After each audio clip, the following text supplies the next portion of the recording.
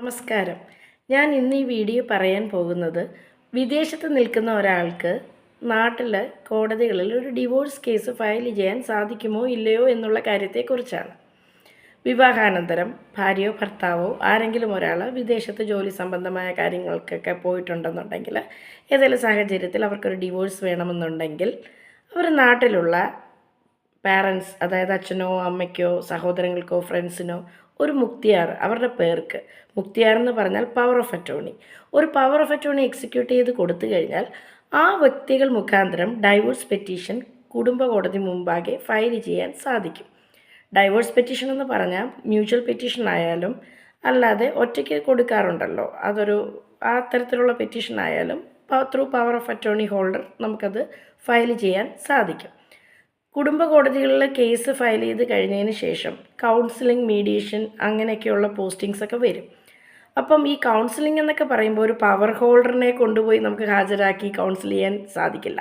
ഭാര്യയും ഭർത്താവും തമ്മിലുള്ള തർക്കം അവർ തമ്മിലാണ് പറയേണ്ടതും കൗൺസിലറിൻ്റെ മുമ്പിൽ രണ്ടുപേരുടെയും ഫിസിക്കൽ പ്രസൻസ് ആവശ്യമുള്ള സാഹചര്യമാണ്. അപ്പോൾ ഒരു പവർ ഹോൾഡറിന് അതിന് പകരമാവാൻ സാധിക്കില്ല.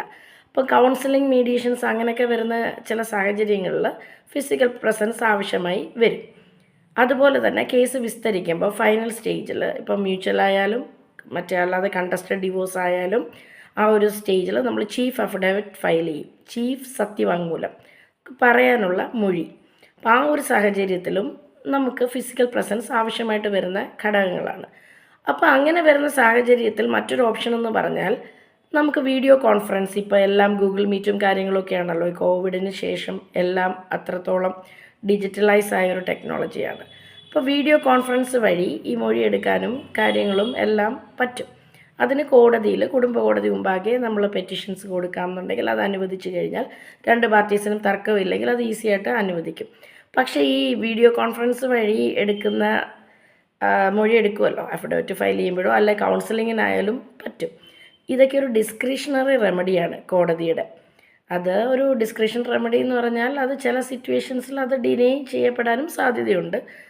ചില സാഹചര്യങ്ങൾ അതിനൊരു അറ്റ്മോസ്റ്റ് ഏർജൻസി ഉണ്ടെന്ന് കണ്ടാൽ പല കോടതികളും അത് അനുവദിച്ച് കാണാറുണ്ട്.